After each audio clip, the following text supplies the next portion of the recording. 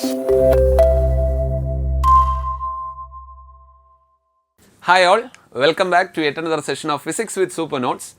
കഴിഞ്ഞ ഭാഗത്തിന് നൽകിയ അകമഴിഞ്ഞ പിന്തുണയ്ക്ക് ആദ്യമേ നന്ദി പറയണോ അല്ലേ? നമുക്ക് അങ്ങോട്ടും ഇങ്ങോട്ടും ഗീവ് ആൻഡ് ടേക്ക് പരിപാടിയാണല്ലോ.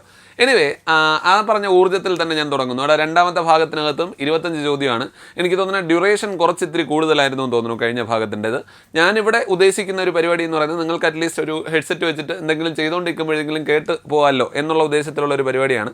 അപ്പോൾ ഡെഡിക്കേറ്റഡ് ആയിട്ട് ഇതിൻ്റെ പുറകിൽ ഇരിക്കാതെ എന്ത് ചെയ്യുക, അതിൻ്റെ പാർട്ടായിട്ട് തന്നെ നിങ്ങളുടെ എന്തെങ്കിലും ഒരു ആക്ടിവിറ്റിയുടെ പാർട്ടായിട്ട് തന്നെ ഒരു 25 ചോദ്യം കിട്ടിക്കോട്ടെ എന്നുള്ളതാണ് ഈ പറഞ്ഞ സൂപ്പർ 25 എന്ന് പറയുന്ന സീരീസ് കൊണ്ട് ഞാൻ എയിം ചെയ്യുന്നത്. എനിവേ അടുത്ത ഭാഗത്തിലേക്ക്, അതായത് ഇന്നും കൂട്ടിയിട്ട് നമ്മൾ 50 ചോദ്യങ്ങൾ പഠിക്കാൻ വേണ്ടിയിട്ട് പോവാണ്. ഫിസിക്സിലെ ഫ്രീക്വൻ്റ് ആയിട്ട് ചോദിച്ചു വരുന്ന അതല്ലെങ്കിൽ ചോദ്യ പേപ്പറുകളുടെ ശേഖരത്തിനകത്ത് നിന്ന് അതേപടി കളക്ട് ചെയ്ത് വെച്ചിട്ടുള്ള കുറച്ച് ചോദ്യങ്ങളുമായിട്ടാണ് ഞാൻ നിങ്ങളുടെ മുമ്പിൽ എത്തിയിരിക്കുന്നത്. So welcome to the first question. ഇത് എനിക്ക് തോന്നുന്നത് കഴിഞ്ഞ പാർട്ടിനകത്ത് ഡിസ്കസ് ചെയ്തതാണെങ്കിൽ ഞാൻ കൂടുതൽ എലാബറേറ്റ് ചെയ്യില്ല. വളരെ പെട്ടെന്ന് മുന്നോട്ട് പോകാൻ വേണ്ടിയിട്ടുള്ള ഒരു ശ്രമമായിരിക്കും എൻ്റെ ഭാഗത്തു നിന്നുണ്ടാവുക. ഇത് തുടങ്ങാം. ഒരു കോൺവെക്സ് ലെൻസിൻ്റെ ഫോക്കസ് ദൂരം 20 സെൻറ്റിമീറ്റർ ആണെങ്കിൽ ഈ ലെൻസിൻ്റെ പവർ എത്രയാണ് എന്നുള്ളതാണ് ചോദ്യം. എന്തായിരുന്നടാ? ഫോക്കസ് ദൂരം തന്നിട്ടുണ്ട്. എന്ത് തന്നിട്ടുണ്ട്? ഫോക്കസ് ദൂരം എഫ് തന്നിട്ടുണ്ട്. അതായത് F is equal to 20 centimetre എന്ന് തന്നിട്ടുണ്ട്. ഇനി ഈ ലെൻസിൻ്റെ പവർ എത്രയാണ് എന്നുള്ളതാണ് ചോദ്യം. ലെൻസിൻ്റെ പവർ എത്രയാണ് എന്നുള്ളതാണ് ചോദ്യം. നിങ്ങൾ ചെയ്യേണ്ടത് ഇത്ര മാത്രം. ലെൻസിൻ്റെ പവർ കണ്ടെത്താൻ വേണ്ടിയിട്ട് സമവാക്യം നമ്മളെ സഹായിക്കും. P is equal to 1/f എന്നുള്ളതാണ് സമവാക്യം. P is equal to 1/f. പക്ഷേ അവിടുത്തെ പ്രശ്നം എന്ത് ചെയ്യുക, സെൻറ്റിമീറ്ററിനെ മീറ്ററിലേക്ക് ആക്കാൻ നമ്മൾ പലപ്പോഴും മറന്നു പോകാറുണ്ട്. മറക്കരുതേ. അങ്ങനെ മീറ്ററിലാക്കിയില്ലെങ്കിലും ഉള്ള ഓപ്ഷൻ ഇവിടെ ഉണ്ടാവും. അതാണ് നമ്മുടെ ഏറ്റവും പ്രധാനപ്പെട്ട പരിമിതി. ഓപ്ഷൻ ഉണ്ട് എന്നുള്ളതാണ്. അപ്പോൾ എന്ത് തന്നെയാലും നിങ്ങൾ ആദ്യം ചെയ്യേണ്ടത്, പവർ കണ്ടുപിടിക്കാൻ വേണ്ടിയിട്ട് ആദ്യം നിങ്ങൾ ചെയ്യേണ്ടത് കൺവെർട്ട് സെൻറ്റിമീറ്റർ ഇൻറ്റു മീറ്റേഴ്സ്. മീറ്ററിലേക്ക് സെൻറ്റിമീറ്ററിനെ മാറ്റുക. എങ്കിൽ ഞാൻ ആദ്യം മാറ്റുന്നതാ സെൻറ്റിമീറ്ററിനെ മീറ്ററിലേക്ക് മാറ്റാൻ ഞാനൊരു 100 കൊണ്ട് അങ്ങ് ഡിവൈഡ് ചെയ്യും. സെൻറ്റിമീറ്ററിനെ മീറ്ററിലേക്ക് ആക്കാൻ 100 കൊണ്ട് ഡിവൈഡ് ചെയ്യും. നിലവിൽ സെൻറ്റിമീറ്റർ എന്തായി? മീറ്ററായി. ആദ്യത്തെ ജോലി കഴിഞ്ഞു. അപ്പോൾ ഒന്നുകൂടെ ഫോക്കസ് ദൂരം 20 സെൻറ്റിമീറ്റർ ആണ്. പവർ കണ്ടുപിടിക്കാനുള്ള ഇക്വേഷനും കൂടെ ഞാൻ എഴുതി വെച്ചു 1/f. പക്ഷേ അവിടെ പറയുന്നത് പവറിൻ്റെ പ്രസ്താവനയിൽ നമ്മൾ പറയുന്നു ഒരു എന്തായിരുന്നു, മീറ്ററിൽ രേഖപ്പെടുത്തിയ ഫോക്കസ് ദൂരത്തിൻ്റെ വിൽക്രമം. ഓക്കെ അല്ലടാ? ലെൻസിൻ്റെ പവർ എന്ന് പറഞ്ഞു കഴിഞ്ഞാൽ ഇത്രമാത്രം സിമ്പിളാണ്. എന്തായിരുന്നു? Reciprocal of focal length expressed in metres.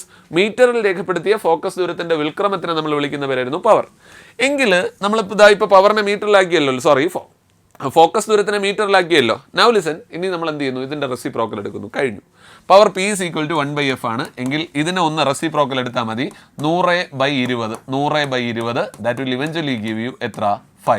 5 dioptre. കഴിഞ്ഞു. ചോദ്യത്തിൻ്റെ ഉത്തരവായി. പക്ഷേ ഒരു പ്രശ്നം, ഇവിടെ ഇപ്പോൾ ഓപ്ഷൻ്റെ അകത്ത് വേറെ കോംപ്ലിക്കേഷൻ ഒന്നും ഇല്ല. നേരിട്ട് നമ്മൾ ഉത്തരത്തിലേക്ക് എത്തും. പ്ലസ് ആണോ മൈനസ് ആണോ എന്നുള്ളതും കൂടെ ഒരു പ്രശ്നമാണ്. പ്ലസ് ആണോ മൈനസ് ആണോ?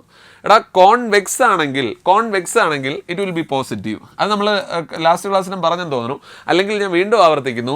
എടാ കേവ് ആണെങ്കിൽ നെഗറ്റീവ് ആണ്. കേവ് ആണെങ്കിൽ ഫോക്കൽ ലെങ്തും പവറും ഒക്കെ നെഗറ്റീവ് ആവും. കേവ് ആണെങ്കിൽ നെഗറ്റീവ്, വെക്സ് ആണെങ്കിൽ പോസിറ്റീവ്. അപ്പോൾ നമ്മൾ രക്ഷപ്പെട്ട പോസിറ്റീവ് പവറാണ്. ഓക്കെ അല്ലേ? ഇത് നിങ്ങൾക്ക് ഡെസിമലിലാക്കുകയും ചെയ്യാമേ. മീറ്ററിലേക്ക് ആക്കാൻ വേണ്ടിയിട്ട് നിങ്ങൾ എന്ത് ചെയ്തു? 20/100 ചെയ്തു. അപ്പോൾ നിങ്ങൾക്ക് കിട്ടുന്ന എത്രയായിരിക്കും? 0.2 മീറ്റർ എന്ന് നിങ്ങൾക്ക് ഉത്തരം കിട്ടും. അതിന് നിങ്ങൾ എന്ത് ചെയ്താലും മതി. ഈ രീതിയിൽ P is equal to 1/f ആണ്. അതായത് 1/0.2. ഓൾസോ അത് എത്ര എണ്ണം കിട്ടും? 10/2 അല്ലേ? ഇൻറ്റു 10 ചെയ്യുന്ന സമയത്ത് 10/2 ദാറ്റ് ഇസ് ഓൾസോ 5 ഡയോപ്റ്റർ. അതും 5 ഡയോപ്റ്റർ തന്നെ കിട്ടും. അതിലും വേറെ പ്രശ്നം വരാനില്ല. എന്ത് തന്നെയായാലും ഓർമ്മിക്കേണ്ട വസ്തുത ഇതാണ്. 1, കോൺകേവ് ആണെങ്കിൽ ഫോക്കസ് ദൂരം നെഗറ്റീവാണ്. 2, മീറ്ററിൽ രേഖപ്പെടുത്തണം. അതായത് /100 ചെയ്താലേ അത് മീറ്ററിലാകുള്ളൂ എന്നുള്ളതാണ്. സോ അപ്പോൾ മീറ്ററിലേക്ക് എക്സ്പ്രസ് ചെയ്ത ശേഷം മാത്രം അതിൻ്റെ റെസിപ്രോക്കൽ എടുത്തു കഴിഞ്ഞാൽ ഉത്തരവായി. ഓക്കെ ആണോടാ? ഒന്നാമത്തെ ചോദ്യം സെറ്റാണോ? ഒന്നുകൂടെ, ലെൻസിൻ്റെ പവർ കണ്ടെത്താൻ വേണ്ടിയിട്ടുള്ള സമവാക്യം P is equal to 1/f എന്നുള്ളതാണ്. ഇനി ഫോക്കസ് ദൂരത്തിന് സെൻറ്റിമീറ്ററിൽ രേഖപ്പെടുത്തിയ ഫോക്കസ് ദൂരമല്ല, മീറ്ററിൽ രേഖപ്പെടുത്തിയ ഫോക്കസ് ദൂരത്തിൻ്റെ വിൽക്രമമാണ്. മീറ്ററിൽ രേഖപ്പെടുത്തിയ ഫോക്കസ് ദൂരത്തിൻ്റെ വിൽക്രമം അറിയപ്പെടുന്ന പേരായിരുന്നു എന്ത്? ലെൻസിൻ്റെ പവർ എന്നുള്ള സംഗതി. ഓക്കെ ആണല്ലോ? ബാക്കി സെറ്റാണ്. ഒരു ചെറിയ കണക്കാണ്, വേറെ വലിയ പരിപാടിയൊന്നുമില്ല. ഇത് നിങ്ങൾക്ക് ഈസി ആയിട്ട് കിട്ടേണ്ടതാണ്. അപ്പോൾ ഞാൻ ഉത്തരം മാർക്ക് ചെയ്തോട്ടെ. +5 ഡയോപ്റ്റർ എന്നുള്ളതാണ് ഉത്തരം. Of to the next question. ഒരു ഗോളീയ ദർപ്പണത്തിൻ്റെ വക്രത ആരം 30 സെൻറ്റിമീറ്റർ. ദർപ്പണത്തിൻ്റെ വക്രത ആരമേ, ഇത് ലാസ്റ്റ് ക്ലാസ്സിന് ഉണ്ടായിരുന്ന ചോദ്യമാണെന്നാണ് എൻ്റെ ചോദ്യം. ഓർമ്മ. സോ എനിവേ, വക്രത ആരം R is equal to 30 centimetre. R എത്രയാടാ? 30 centimetre. ഈ ദർപ്പണത്തിൻ്റെ ഫോക്കസ് ദൂരം എത്ര എന്നുള്ളതാണ് ചോദ്യം. എഫ് കണ്ടുപിടിക്കാനാണ് ചോദ്യം. ഓൾറെഡി വീണോ ആ ഇക്വേഷൻ നമുക്കറിയാം. R is equal to എന്തോന്നാ? 2f. R is equal to 2f എന്നുള്ളതാണ് ഇക്വേഷൻ. എങ്കിൽ F is equal to എന്തായിരിക്കും? F is equal to R/2 ആയിരിക്കും അല്ലേ? R/2 ആയിരിക്കും. എങ്കിൽ F is equal to എത്രടാ? 30/2 ഈക്വൽ ടു എത്ര? 15 സെൻറ്റിമീറ്റർ. 15 സെൻറ്റിമീറ്റർ. ഉത്തരം ഓപ്ഷനിലുണ്ടോ? യെസ് ഉണ്ട്, സി ആണ് ഉത്തരം. ഓക്കെ ചേട്ടാ, 15 സെൻറ്റിമീറ്റർ എന്നുള്ളതാണ് ഉത്തരം. അവിടെ ഓർമ്മിക്കാൻ വേണ്ടിയിട്ട് ഞാൻ ഒരു ചെറിയ കാര്യം കൂടെ പറഞ്ഞോട്ടെ. നേരത്തെ ലെൻസ് ആയിരുന്നു, ആദ്യത്തെ ചോദ്യം ലെൻസ് ആയിരുന്നു. ഇപ്പോൾ അതെന്തായി? മറ്റേ മിററായി, ദർപ്പണമായി.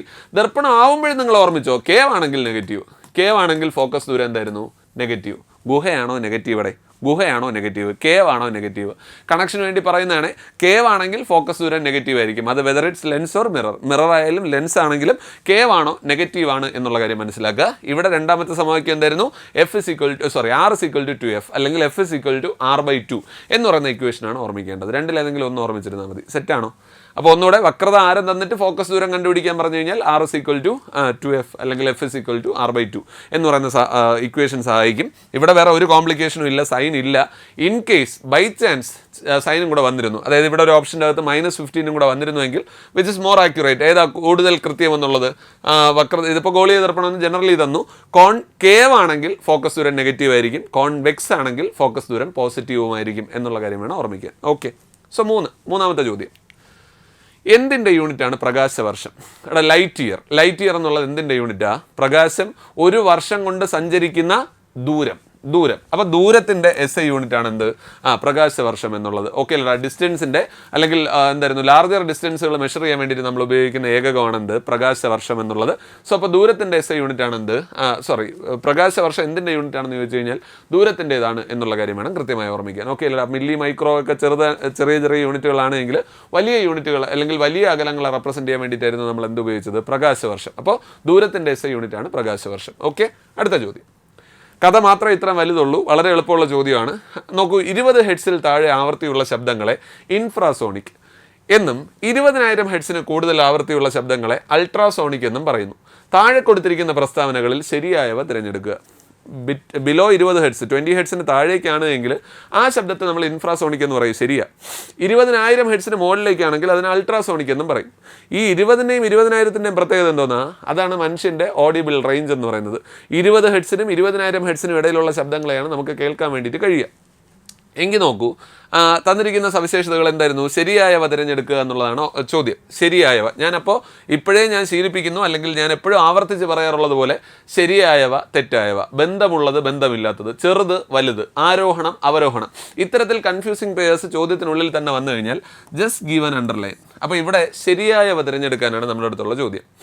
നോക്കൂ, ഭൂകമ്പങ്ങൾ ഉണ്ടാകുമ്പോൾ ഇൻഫ്രാസോണിക് തരംഗങ്ങൾ ഉണ്ടാകുന്നു. ശരിയോ തെറ്റോ? യെസ്, ഉണ്ടാകുന്നു. അത് ശരിയാണ്. ഒന്നാമത്തെ പ്രസ്താവന ശരിയാണ്. ഓക്കെ അല്ലടാ, ഒന്നാമത്തെ പ്രസ്താവന ശരിയാണ്. ഭൂകമ്പങ്ങൾ ഉണ്ടാകുമ്പോൾ എന്തായിരുന്നു? ഇൻഫ്രാസോണിക് തന്നെയാണ് ഉണ്ടാകുന്നത്. വവ്വാലുകൾ അൾട്രാസോണിക് തരംഗങ്ങൾ ഉണ്ടാക്കുവാനും കേൾക്കാനും കഴിയും. വവ്വാലുകൾക്ക് അൾട്രാസോണിക് ശബ്ദം ഉണ്ടാക്കാനും കേൾക്കാനും സാധിക്കുമെന്ന്. അത് ശരിയാണ്. സോണാറിൽ ഇൻഫ്രാസോണിക് തരംഗങ്ങൾ ഉപയോഗിക്കുന്നു. ആണോ? സോണാറിൽ ഇൻഫ്രാസോണിക് ആണോ? അല്ല എന്നുള്ളതാണ് ഉത്തരം. എടാ, സോണാർ പ്രയോജനപ്പെടുത്തുന്ന അൾട്രാസോണിക് ആണ് എന്നുള്ളതാണ്. എങ്കിൽ ഓപ്ഷൻ്റെ അകത്ത് 1, 2 ഉണ്ടോ എന്ന് നോക്കാം. Yes, 1 and 2 only. That is ഏതാ ശരിയായ ഉത്തരം? ഓപ്ഷൻ ബി ആണ് ഇവിടെ ശരിയായ ഉത്തരമായി മാർക്ക് ചെയ്യേണ്ടത്. ഓക്കെ അല്ലേ?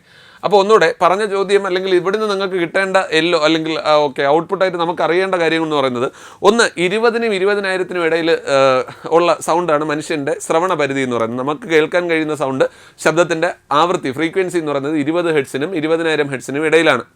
20 ഹെഡ്സിൽ താഴേക്കുള്ള ശബ്ദതരംഗങ്ങളെ നമ്മൾ വിളിക്കുന്ന പേര് ഇൻഫ്രാസോണിക് എന്നാണ്. 20,000 ഹെഡ്സിന് മുകളിലേക്കാണെങ്കിൽ അതിനെ നമ്മൾ വിളിച്ച പേര് അൾട്രാസോണിക് എന്നുമാണ്. ചെറിയ ഫ്രീക്വൻസിയിലുള്ള, അതായത് ഇൻഫ്രാസോണിക് ശബ്ദങ്ങൾ എന്ന് പറയുന്നത് വലിയ ജീവജാലങ്ങളൊക്കെ ഉണ്ടാക്കുന്നവയാണ്. ഡോൾഫിൻ അല്ലെങ്കിൽ എന്തായിരുന്നു വലിയ ജിറാഫ്, മറ്റേ ബ്ലൂ വെയിൽ, ആന, അതും അല്ലെങ്കിൽ ഭൂകമ്പം പോലുള്ള വലിയ പരിപാടികൾക്കാണ് ഇൻഫ്രാസോണിക് സൗണ്ട്. എന്നാൽ ചെറിയ ജീവജാലങ്ങൾ, ഇപ്പോൾ വവ്വാൽ, നായയെ പരിശീലിപ്പിക്കാൻ ഉപയോഗിക്കുന്ന ഗാൾട്ടൺ വിസിൽ, അതും അല്ലെങ്കിൽ സോണാർ പോലുള്ള സന്ദർഭങ്ങളിലെല്ലാം നമ്മൾ ഉപയോഗിക്കുന്ന ആരായിരുന്നു? നമ്മുടെ അൾട്രാസോണിക് ആണ് എന്നുള്ള കാര്യം കൂടെ മനസ്സിലാക്കുക. അതായത് സോണാറിനുള്ളിൽ പ്രയോജനപ്പെടുത്തുന്നത് അൾട്രാസോണിക് ആണ് എന്നുള്ള കാര്യം കൃത്യമായി ഓർമ്മയിൽ ഉണ്ടാവണം. ഓക്കെ അല്ലടാ, സോണാറിൽ പ്രയോജനപ്പെടുത്തുന്നത് അൾട്രാസോണിക് ആണ് എന്നുള്ള കാര്യം കൂടെ ഓർമ്മയിൽ ഉണ്ടാവണം. സോ അത് ഇവിടുന്ന് കിട്ടേണ്ട എല്ലോയാണ്, കിട്ടും എന്ന് തന്നെയാണ് എൻ്റെ വിശ്വാസം. Now listen. അടുത്ത ചോദ്യം, നെഗറ്റീവ് പ്രവൃത്തിക്ക് ഉദാഹരണം. അപ്പോൾ ഇവിടെയും ഞാൻ കൂടുതൽ സമയം ചെലവഴിക്കില്ല, കാരണം W=FS ഒക്കെ ലാസ്റ്റ് സെഷൻ്റെ അകത്ത് നമ്മൾ സംസാരിച്ചതാണ്. നോക്കൂ, ഒരു വസ്തു താഴേക്ക് വീഴുമ്പോൾ ഗുരുത്വാകർഷണ ബലം ചെയ്യുന്ന പ്രവൃത്തി. ലാസ്റ്റ് ക്ലാസ്സിന് ഗുരുത്വാകർഷണ ബലത്തെയും ഘർഷണ ബലത്തെയും കുറിച്ച് നമ്മൾ വ്യക്തമായി പറഞ്ഞിരുന്നു. താഴേക്ക് വീഴുന്നു, ഒരു വസ്തു താഴേക്ക് വീഴുന്നു, ഗുരുത്വാകർഷണ ബലം അങ്ങോട്ടേക്ക് തന്നെയാണ് വലിക്കുന്നത്, അല്ലേ? പ്രവൃത്തി എങ്ങോട്ടോ അതല്ലെങ്കിൽ ബലം എങ്ങോട്ടാണോ പ്രയോഗിക്കുന്നത് അതേ ദിശയിൽ തന്നെയാണ് വസ്തുവിന് സ്ഥാനാന്തരം ഉണ്ടാകുന്നത്. പ്രവൃത്തി അല്ലെങ്കിൽ ബലം പ്രയോഗിക്കുന്ന അതേ ദിശയിൽ വസ്തുവിന് സ്ഥാനാന്തരം ഉണ്ടാവുകയാണെങ്കിൽ അത്തരത്തിലുള്ള പ്രവൃത്തിയെ നമ്മൾ വിളിക്കുന്നവർ പോസിറ്റീവ് പ്രവൃത്തി എന്നാണ്. എങ്കിൽ നെഗറ്റീവ് പ്രവൃത്തിക്ക് ഉദാഹരണങ്ങൾ ഏതെല്ലാം എന്നല്ലേ? ഒരു വസ്തു താഴേക്ക് വീഴുമ്പോൾ ഗുരുത്വാകർഷണ ബലം ചെയ്യുന്ന പ്രവൃത്തി പോസിറ്റീവാണ്, അത് പോസിറ്റീവ് പ്രവൃത്തിയാണ്. 2, ഒരു വസ്തു ഉയർത്തുമ്പോൾ ഗുരുത്വാകർഷണ ബലം താഴേക്ക് വലിച്ചുകൊണ്ടിരിക്കുകയാണ്, പക്ഷെ നമ്മൾ അതിനെ എതിർത്തുകൊണ്ട് മുകളിലേക്ക് ഉയർത്തുന്നു, എങ്കിൽ ആ പ്രവൃത്തി എന്തായിരുന്നടാ? നെഗറ്റീവ്. ബലം താഴേക്ക് പക്ഷെ സ്ഥാനാന്തരം മുകളിലേക്ക്, എങ്കിൽ അത് നെഗറ്റീവ് പ്രവൃത്തി.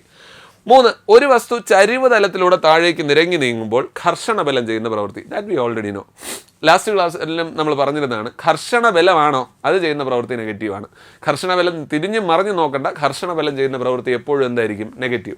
ഇവിടെ ചരിഞ്ഞ പ്രതലത്തിൽ ഇങ്ങനെ ചരിഞ്ഞ് നീങ്ങിക്കൊണ്ടിരിക്കുന്ന സമയത്ത് ഘർഷണ ബലം തിരിച്ചാണ്, ഓപ്പോസിറ്റ് ഡയറക്ഷനിലാണ് വലിക്കുന്നത്. അത് ഇപ്പോൾ ബലം ഒരു ദിശയിലേക്ക്, സ്ഥാനാന്തരം മറ്റൊരു ദിശയിലേക്ക്, അതുകൊണ്ട് തന്നെ ആ പ്രവൃത്തിയും നെഗറ്റീവാണ്. അപ്പം നെഗറ്റീവ് പ്രവൃത്തിയുടെ സന്ദർഭങ്ങൾ ഏതൊക്കെയാണ്? 2, 3 എന്നിവയാണ്. അത് നമുക്ക് ഇതിനകത്തുണ്ടോ എന്ന് നോക്കാം. അതെ, 2, 3, അതായത് ഓപ്ഷൻ സി ആണ് അവിടത്തെയും ശരിയായ ഉത്തരം. ക്ലിയർ ആണല്ലോ? പറഞ്ഞ കാര്യം മനസ്സിലാവുമല്ലോ? അതിലിനി കൂടുതൽ കിടന്ന് ചർച്ച ചെയ്ത് കഴിഞ്ഞാൽ ഒരേ സാധനം തന്നെ വീണ്ടും വീണ്ടും ആവർത്തിച്ചുകൊണ്ടേയിരിക്കും. അപ്പം നെഗറ്റീവ് പ്രവൃത്തി എന്താണെന്ന് തിരിച്ചറിയാൻ നിങ്ങൾക്കറിയാം. ബലം എങ്ങോട്ടാണോ അതിന് ഓപ്പോസിറ്റ് ഡയറക്ഷനിലാണ് ഡിസ്പ്ലേസ്മെൻ്റ് എങ്കിൽ അത്തരത്തിലുള്ള പ്രവൃത്തിയെ നമ്മൾ വിളിക്കുന്ന പേരായിരുന്നു എന്ത്? നെഗറ്റീവ് പ്രവൃത്തി എന്ന് പറയുന്ന സംഗതി. ഓക്കെ, നൗ അതിനുശേഷം അടുത്ത ചോദ്യം. നിശ്ചലാവസ്ഥയിലുള്ള ഒരു ലോറിയുടെ പ്രവേഗം 5 സെക്കൻഡ് കൊണ്ട് 30 മീറ്റർ പെർ സെക്കൻഡ് ആയാൽ ലോറിയുടെ ത്വരണം എത്ര എന്നുള്ളതാണ് ചോദ്യം. ഇവിടെ ആ ടേമുകൾക്കൊരു പ്രാധാന്യമുണ്ട് അല്ലേ? ത്വരണം, ആക്സിലറേഷൻ എന്നാണ് ത്വരണത്തിൻ്റെ ഇംഗ്ലീഷ് ടേം. പ്രവേഗം, വെലോസിറ്റി എന്നുള്ളതാണ് ആ പറഞ്ഞ ടേം. എനിവേ, ഇവിടെ ഓർമ്മിക്കേണ്ടത് നമ്മുടെ ന്യൂട്ടൻ്റെ ചലന നിയമങ്ങൾ പോലെ തന്നെ പ്രധാനപ്പെട്ടവയാണ് equations of motion. 3 equations of motion നമ്മളവിടെ പരിചയപ്പെടും. ഇവിടെ നേരിട്ട് പറയാവുന്നുള്ളതേ ഉള്ളൂ. എന്നാലും ഏതൊക്കെയാണ് ആ ചലന സമവാക്യങ്ങൾ? ഒന്ന് v = u + at, ഒന്നാം ഇക്വേഷനാണ്, ഒന്നാമത്തെ ഇക്വേഷൻ. 2, ഇതിനെ വെലോസിറ്റി ടൈം റിലേഷൻ എന്ന് പറയും. നമ്മൾ പ്രവേഗ സമയ റിലേഷനാണ്, ബന്ധമാണ് ഈ പറഞ്ഞ v = u + at. 2, s = ut + ½ at², രണ്ടാമത്തെ സമവാക്യം. s = ut + ½ at², രണ്ടാമത്തെ സമവാക്യം. 3, v² = u² + 2as. Okay, v² = u² + 2as. ഇത്തരത്തിൽ 3 സമവാക്യങ്ങളുണ്ട്. ഇവിടെ ഓർമ്മിക്കേണ്ട ഒരു ചെറിയ വസ്തുത ഞാൻ പറഞ്ഞോട്ടെ. സാധാരണഗതിയിൽ ആക്സിലറേഷൻ, ത്വരണം കണ്ടുപിടിക്കാൻ നേരിട്ടൊരു സമവാക്യം a = v - u/t ആണ്. a = എന്തായിരുന്നു? പ്രവേഗ വ്യത്യാസത്തിൻ്റെ നിരക്കിനെ വിളിക്കുന്ന പേരായിരുന്നു ത്വരണം. നിശ്ചിത സമയത്ത് ഒരു വസ്തുവിനുണ്ടാകുന്ന പ്രവേഗ വ്യത്യാസ നിരക്കിനെ വിളിക്കുന്ന പേരാണ് ത്വരണം അല്ലെങ്കിൽ ആക്സിലറേഷൻ. എടാ നോക്കടാ, നിങ്ങളുടെ വാഹനങ്ങളുടെ ആക്സിലറേറ്റർ എന്ന് പറയുന്ന സാധനം എന്തിനാണ് ഉപയോഗിക്കുന്നത്? ഒരു പർട്ടിക്കുലർ സ്പീഡിൽ നിങ്ങൾ പോയിക്കൊണ്ടിരിക്കുകയായിരിക്കും. ഒരു നിശ്ചിത സമയത്ത് നിങ്ങൾക്ക് വേഗത കൂട്ടണമെങ്കിൽ നിങ്ങൾ ആക്സിലറേറ്ററാണ് കൊടുക്കുന്നത്, അല്ലെങ്കിൽ ആക്സിലറേഷൻ കൊടുക്കും. അത്രയേ ഉള്ളൂ സാധനം. നിശ്ചിത സമയത്ത് ഒരു വസ്തുവിനുണ്ടാകുന്ന എന്തായിരുന്നു? പ്രവേഗ വ്യത്യാസ നിരക്കിനെ വിളിക്കുന്ന പേരായിരുന്നു എന്ത്? ആക്സിലറേഷൻ അല്ലെങ്കിൽ ത്വരണം എന്ന് പറയുന്ന സംഗതി. സോ a = v - u/t എന്നുള്ളതാണ് സമവാക്യം. a = v - u/t.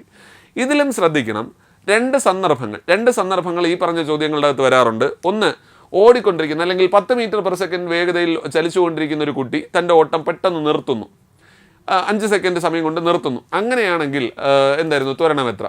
അതുപോലെ തന്നെ നിർത്തിയിട്ടിരിക്കുന്ന ബസ് പെട്ടെന്ന് മുന്നോട്ടെടുക്കുന്നു, അത് കുറച്ച് സമയം അല്ലെങ്കിൽ ഒരു 3 സെക്കൻഡ് സമയം കൊണ്ട് അവൻ്റെ വേഗത 20 മീറ്റർ പെർ സെക്കൻഡായി വർദ്ധിപ്പിക്കുന്നു. 2 സന്ദർഭങ്ങൾ മനസ്സിലായല്ലോ? ഒന്ന്, നിശ്ചലാവസ്ഥയിൽ നിന്ന് വേഗത കൈവരിക്കുന്നത്. 2, വേഗതയിൽ നിന്ന് നിശ്ചലാവസ്ഥയിലേക്ക് വരുന്നത്. ഈ 2 സന്ദർഭങ്ങളൊന്ന് ഓർമ്മിക്കണം. എടാ, നിശ്ചലാവസ്ഥയിൽ നിന്ന് അല്ലെങ്കിൽ യാത്ര ആരംഭിക്കുന്നു എന്ന് പറഞ്ഞു കഴിഞ്ഞാൽ ഇനിഷ്യലി അവൻ എന്തില്ല? വെലോസിറ്റി ഇല്ല. ആദ്യ പ്രവേഗം എന്നൊരു സംഗതി ഇല്ല, 0 ആണ്. അതുപോലെ ചലിച്ചുകൊണ്ടിരിക്കുന്ന 50 മീറ്റർ പെർ സെക്കൻഡ് വേഗതയിൽ ചലിച്ചുകൊണ്ടിരിക്കുന്ന ഒരു വാഹനം ബ്രേക്ക് അമർത്തി നിർത്തി. അതായത് ഓൾറെഡി ഇനിഷ്യലി വെലോസിറ്റി ഉണ്ട് 50 മീറ്റർ പെർ സെക്കൻഡ്, പക്ഷെ നിർത്തിയപ്പോൾ ഫൈനൽ വെലോസിറ്റി, അന്ത്യപ്രവേഗം എത്രയായി? 0 ആയി. അപ്പോൾ ഈ 2 സാധനങ്ങൾ അവിടെ ഓർമ്മയിലുണ്ടാവണം. ഇവിടെ അതുപോലെ തന്നെയുണ്ട നിശ്ചലാവസ്ഥയിലുള്ള ഒരു ലോറിയുടെ പ്രവേഗം നിശ്ചലാവസ്ഥയിലാണ്. അതായത് ഇവിടുത്തെ യുവിൻ്റെ വാല്യൂ എത്രയായിരിക്കും? u = 0 metre per second. Okay അല്ലടാ, u 0 മീറ്റർ പെർ സെക്കൻഡ്. ഒരു ലോറിയുടെ പ്രവേഗം 5 സെക്കൻഡ് കൊണ്ട് 30 സെൻറ്റിമീറ്റർ. സമയം തന്നിട്ടുണ്ട് t = 5 സെക്കൻഡ്. ഇനി v തന്നിട്ടുണ്ട്, എത്രയായിട്ട് ഉയർന്നു? 30 മീറ്റർ പെർ സെക്കൻഡ് ആയി. ബാക്കി സബ്സ്റ്റിറ്റ്യൂട്ട് ചെയ്താൽ മാത്രം പോരെ? പറ. a = ഇപ്പുറത്തോട്ട് ചെയ്തോട്ടെ, അല്ലെങ്കിൽ ഇവിടെ ചെയ്യാമല്ലോ. a = എന്തോന്നാ? വിയുടെ വാല്യൂ 30 മൈനസ് യുവിൻ്റെ വാല്യൂ 0 ഡിവൈഡഡ് ബൈ ടൈമിൻ്റെ വാല്യൂ 5. അതായത് 30/5 = എത്ര കിട്ടും? 6 മീറ്റർ പെർ സെക്കൻഡ് സ്ക്വയർ. ഓപ്ഷൻ്റെ അകത്തുണ്ടോ 6 metre per second square?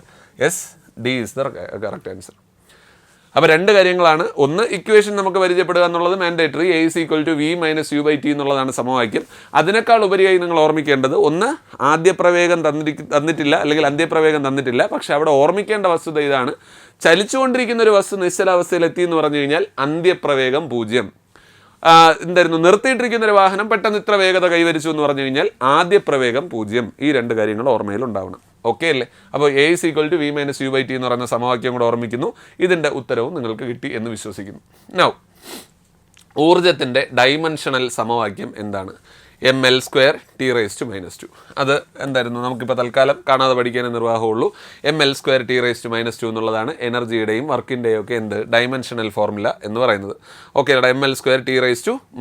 Now, Fahrenheit താപനിലയിൽ, ഐ തിങ്ക് കഴിഞ്ഞ ക്ലാസ്സിൽ നമ്മളത് സംസാരിച്ചതാണ്. ഫാരൻഹീറ്റ് താപനിലയിൽ താപനില സ്കെയിലിൽ ജലത്തിൻ്റെ തിളനില എത്രയാണ്? ഓക്കെ, പ്രീവിയസ് ഇയർ ക്വസ്റ്റ്യൻ ആണ് ഈ പറഞ്ഞ സാധനവും. ജലത്തിൻ്റെ തിളനില ഫാരൻഹീറ്റ് സ്കെയിലിൽ എത്രയാണെന്നുള്ളതാണ് ചോദ്യം. നമ്മൾ ലാസ്റ്റ് ക്ലാസ്സിന് 3 വാല്യൂസിൻ്റെ കാര്യം പറഞ്ഞിരുന്നു, ഓർമ്മയുണ്ടോന്തോ? ഏതൊക്കെയാടാ? ഒന്ന് 0 ഡിഗ്രി സെൽഷ്യസ്, ഓക്കെ സോറി, നമുക്ക് ഒന്ന് 0 ഡിഗ്രി സെൽഷ്യസ്, മറ്റൊന്ന് 100 ഡിഗ്രി സെൽഷ്യസ്, മറ്റൊന്ന് 37 ഡിഗ്രി സെൽഷ്യസ്. ഈ പറഞ്ഞ 3 വാല്യൂസിൻ്റെയും 3 സ്കെയിലിലെയും കാര്യങ്ങൾ നമ്മൾ പറഞ്ഞിരുന്നു. ഇതിപ്പോൾ എന്തിൻ്റെ ആയിരുന്നു? സെൽഷ്യസ് സ്കെയിലിലെ കാര്യമാണ് ഇതായത്. ഫാരൻഹീറ്റ് സ്കെയിലിൽ 0 ഡിഗ്രി സെൽഷ്യസ് എന്നുള്ള എത്രയായിരുന്നടാ? 32 ഡിഗ്രി ഫാരൻഹീറ്റ്. 100 ഡിഗ്രി സെൽഷ്യസ് എന്നുള്ള എത്രയായിരുന്നു? 212 ഡിഗ്രി ഫാരൻഹീറ്റ്. ഇനി 37 ഡിഗ്രി സെൽഷ്യസ് എന്നുള്ള ശരീര താപനില എത്രയായിരുന്നു? 98.6 ഡിഗ്രി ഫാരൻഹീറ്റ്. കെൽവിൻ സ്കെയിലിലോ 0 കെൽവിൻ എന്നുള്ളത് പറ, 273 കെൽവിൻ ആയിരുന്നു. 100 ഡിഗ്രി സെൽഷ്യസ് എന്നുള്ളത് 373 കെൽവിനാണ്. ആൻഡ് ഫൈനലി 37 എന്നുള്ളത് 310.15 കെൽവിനാണ് എന്നുള്ള കാര്യം കൂടെ പറഞ്ഞിരുന്നു. അത് 0.15 കൂടെ കയറി വരും. പറഞ്ഞത് ഇവിടെ നേരിട്ടാണ് ചോദ്യം. ഫാരൻഹീറ്റ് താപനിലയിൽ എത്ര ജലത്തിൻ്റെ തിളനില, അതായത് 100 ഡിഗ്രി സെൽഷ്യസ് എന്നുള്ളത് എത്ര ഡിഗ്രി ഫാരൻഹീറ്റ് എന്നുള്ളതാണ് ചോദ്യം. എത്ര ഡിഗ്രി ഫാരൻഹീറ്റ്? ഈ വാല്യൂസ് പഠിച്ചേ പറ്റുള്ളൂ, നിർബന്ധമായിട്ടും പഠിച്ചേ പറ്റുള്ളൂ. ആ സൈക്ലിക്കായിട്ട് ഈ പറഞ്ഞ സാധനം ചോദിക്കുന്നുമുണ്ട്. അപ്പോൾ അതുകൊണ്ട് തന്നെ 100 ഡിഗ്രി സെൽഷ്യസ് എന്നുള്ളത് 212 ഡിഗ്രി ഫാരൻഹീറ്റ് ആണ് എന്നുള്ള കാര്യം ഓർമ്മിക്കുക. ഓപ്ഷൻ്റെ അകത്ത് 212 ഉണ്ടോ? ഉണ്ട്. അത് ഈ പറഞ്ഞതാണ് ഉത്തരം. 32 ഡിഗ്രി ഫാരൻഹീറ്റും വരാൻ സാധ്യത ഉള്ളതാണ്, തിരിഞ്ഞു പോകരുത്. ഈ പറഞ്ഞ സാധനം കൃത്യമായിട്ട് ഓർമ്മിക്കണം. അപ്പോൾ ഇതിനകത്ത് ഞാൻ കൂടുതൽ സമയം ഇൻവെസ്റ്റ് ചെയ്യുന്നില്ല. ഐ തിങ്ക് കഴിഞ്ഞ ക്ലാസ്സിലും സിമിലർ ആയിട്ടുള്ള ചോദ്യം ഉണ്ടായിരുന്നു. നോക്കൂ, താഴെ കൊടുത്തിരിക്കുന്നവയിൽ ഏറ്റവും വിശിഷ്ട താപധാരിതയുള്ളത് തിരഞ്ഞെടുക്കുക. വായു, മെർക്കുറി, ജലം, മെഥനോളാണ്, മേനോനല്ല. ഓക്കെ, മെഥനോളാണ്. പറയൂ, വായു ആണോ, മെർക്കുറി ആണോ, ജലമാണോ, മെഥനോളാണോ? യെസ്, ദാറ്റ്സ് ജലം. എടാ, ഒരു പദാർത്ഥത്തിൻ്റെ താപനില 1 കെൽവിൻ ഉയർത്താൻ ആവശ്യമായ താപത്തിൻ്റെ അളവിനെ വിളിക്കുന്ന പേരായിരുന്നു താപധാരിത. ഇവിടെ തന്നിരിക്കുന്നു വിശിഷ്ട താപധാരിത 1 കിലോഗ്രാം. അതായത് ഈ പറഞ്ഞ 4 പദാർത്ഥങ്ങളും നിങ്ങൾ 1 കിലോഗ്രാം വീതം എടുത്തു. ശേഷം എന്ത് ചെയ്യുകയാണ്? നിങ്ങൾ എല്ലാത്തിനകത്തും തെർമോമീറ്റർ ഇട്ടു നിലവിലെ താപനില മാർക്ക് ചെയ്തു. താപം കൊടുത്തുകൊണ്ടേയിരിക്കുന്നു. എത്രയോ താപം കിട്ടിയ സമയത്ത് ഓരോ പദാർത്ഥങ്ങളായി എന്ത് ചെയ്യാൻ തുടങ്ങി? തൻ്റെ താപനില ഉയർത്താൻ തുടങ്ങി. ഇപ്പോഴും ജലം ഇനി ഇങ്ങനെ ഇരിക്കും. ഓക്കെ, ഇനിയും ഉണ്ടോ താപം എന്നുള്ള രീതിയിൽ ജലം ഇങ്ങനെ ഇരിക്കും. അതായത് അവൻ്റെ താപനില, നിലവിലെ താപനിലയിൽ നിന്ന് 1 കെൽവിൻ ഉയർത്താൻ അവൻ എത്രമാത്രം താപം സ്വീകരിക്കും? 4200 ജൂൾ താപം സ്വീകരിക്കും. ഓക്കെ അല്ലടാ, 4200 ജൂൾ താപം സ്വീകരിക്കും. അപ്പോൾ ഏറ്റവും ഉയർന്ന വിശിഷ്ട താപധാരിതയുള്ള പദാർത്ഥം മറ്റാരുമല്ലടാ, അത് ജലം തന്നെയാണ് എന്നുള്ള കാര്യം മനസ്സിലാക്കുക. ഏറ്റവും ഉയർന്ന വിശിഷ്ട താപധാരിതയുള്ള പദാർത്ഥമാണ് ജലം. ജലത്തിൻ്റെ ഉയർന്ന വിശിഷ്ട താപധാരിത പ്രയോജനപ്പെടുത്തുന്നതാണ് എന്ത്? അന്തരീക്ഷ താപനിലയിൽ വരുന്ന വ്യത്യാസങ്ങൾ ശരീര താപനിലയെ സ്വാധീനിക്കാത്തതിന് കാരണം. അതുപോലെ എന്തായിരുന്നു, ചൂടുള്ള വസ്തുക്കളെ തണുപ്പിക്കാൻ വേണ്ടിയിട്ട് ജലം ഉപയോഗിക്കുന്നതിനുള്ള കാരണം. ഒപ്പം വാഹനങ്ങളുടെ റേഡിയേറ്ററുകളിൽ ജലം കൂളൻ്റായിട്ട് ഉപയോഗിക്കുന്നതിന് കാരണം. ഇതെല്ലാം ജലത്തിൻ്റെ ഉയർന്ന വിശിഷ്ട താപധാരിത പ്രയോജനപ്പെടുത്തുന്ന സന്ദർഭങ്ങളാണ്. ഓക്കെ അല്ലേ? അപ്പോൾ ഏറ്റവും ഉയർന്ന വിശിഷ്ട താപധാരിതയുള്ള പദാർത്ഥമായിരുന്നു എന്ത്? ജലം എന്നുള്ളത് കൃത്യമായിരുന്നു ഓർമ്മയിലുണ്ടാവണം. നൗ, പ്രകൃതിയിലെ അടിസ്ഥാന ബലങ്ങൾ. ഐ തിങ്ക് കഴിഞ്ഞ ക്ലാസ്സിൽ നമ്മൾ ജസ്റ്റ് മെൻഷൻ ചെയ്തിരുന്നു. അടിസ്ഥാന ബലങ്ങളിൽ ഏറ്റവും ശക്തി കുറഞ്ഞത്, ഏറ്റവും ശക്തി കുറഞ്ഞ ലോങ് റേഞ്ച് ഫോഴ്സാണ് ആര്? ഗുരുത്വബലം. ഓക്കെ, നമ്മുടെ ഇക്വേഷൻ ഉണ്ടായിരുന്നു അല്ലേ? F = G × M1m2/d². ഈ പറഞ്ഞത് എന്തായിരുന്നു? M1 എന്ന് പറഞ്ഞിട്ടുള്ള ഒരു മാസ്, M2 എന്ന് പറയുന്ന മറ്റൊരു മാസമുള്ള വസ്തു. ഇവർക്കിടയിൽ അകലം D ആണ്. എന്തുകൊണ്ട് ഇവർ ആകർഷിക്കപ്പെടുന്നില്ല എന്നുള്ളതിനുള്ള ഉത്തരവാണ് ഈ സ്റ്റേറ്റ്മെൻറ്റ്. എടാ അതായത് ഭൂമിയിലെ ഏത് അല്ലെങ്കിൽ പ്രപഞ്ചത്തിൽ തന്നെ ഏത് രണ്ട് വസ്തുക്കൾക്കിടയിലും ഒരു ആകർഷണ ബലം ഉണ്ടെന്നാണ് സാർവിക ഗുരുത്വാകർഷണ നിയമം പറയുന്നത്. പ്രപഞ്ചത്തിലെ ഏത് രണ്ട് വസ്തു, സൂര്യനും ഭൂമിയും, ഭൂമിക്കുള്ളിലുള്ള രണ്ട് വസ്തുക്കൾ, അങ്ങനെ ഏത് രണ്ട് വസ്തുക്കൾക്കിടയിലും എന്തുണ്ട്, ഒരു ആകർഷണ ബലമുണ്ട്.